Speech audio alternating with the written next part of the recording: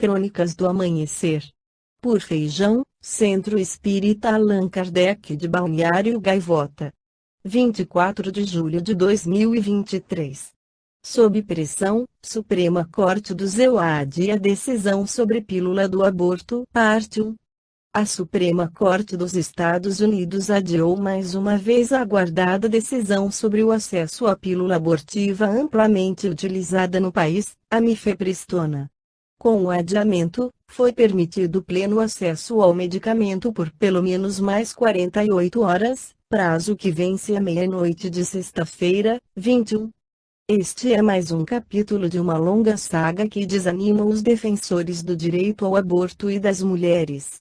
Há menos de 10 meses, a Suprema Corte, de maioria conservadora, 6 juízes indicados pelos republicanos contra 3 democratas, revogou o direito constitucional ao aborto no país, que havia sido uma conquista do início da década de 1970.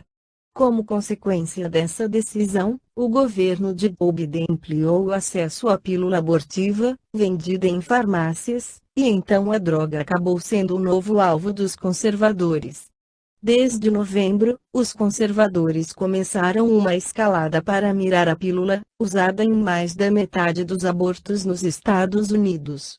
Mais de 5 milhões de mulheres americanas já tomaram a mifepristona desde que foi autorizada pela Agência Reguladora de Medicamentos, FDA, há mais de 20 anos.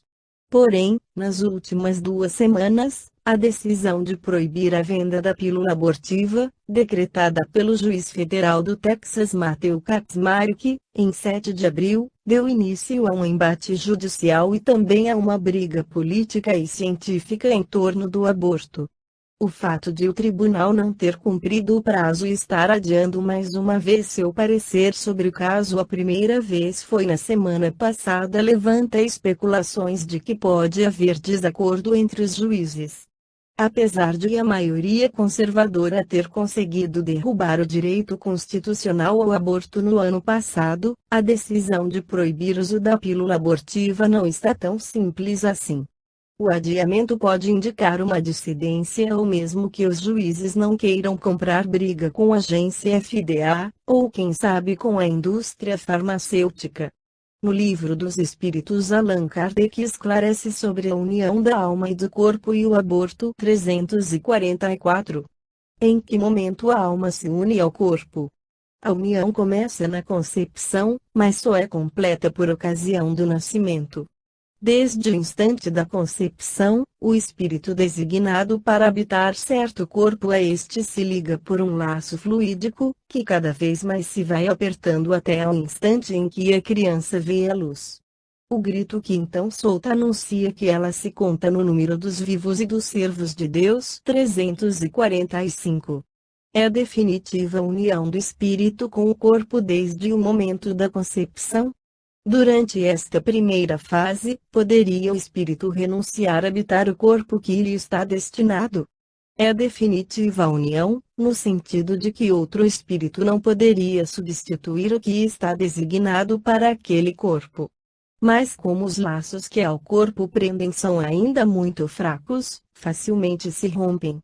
Podem romper-se por vontade do espírito, se este recua diante da prova que escolheu. Em tal caso, porém, a criança não vinga 346. Que faz o espírito se o corpo que ele escolheu morre antes de se verificar o nascimento? Escolhe outro. Segue Allan Kardec questionando, 357. Que consequências tem para o espírito o aborto? É uma existência nula, a ser recomeçada 358. Constitui crime a provocação do aborto, em qualquer período da gestação? Há crime sempre que transgredis a lei de Deus. Uma mãe, ou quem quer que seja, cometerá crime sempre que tirar a vida a uma criança antes do seu nascimento, porque impede uma alma de passar pelas provas a que serviria de instrumento o corpo que se estava formando 359. No caso em que o nascimento da criança puser em perigo a vida da mãe, haverá crime em sacrificar-se à primeira para salvar a segunda? Preferível é se sacrifique o ser que ainda não existe a sacrificar-se o que já existe. 360. Será racional ter-se para com um feto as mesmas atenções que se dispensam ao corpo de uma criança que viveu algum tempo. Vede em tudo isso a vontade e a obra de Deus. Não trateis, pois, levianamente coisas que deveis respeitar. Por que não respeitar as obras da criação, algumas vezes incompletas por vontade do Criador? Tudo ocorre segundo os seus desígnios, e ninguém é chamado para julgá-los. Esta foi a crônica do amanhecer de 24 de julho de 2023. Por Alfredo Feijão Lopes.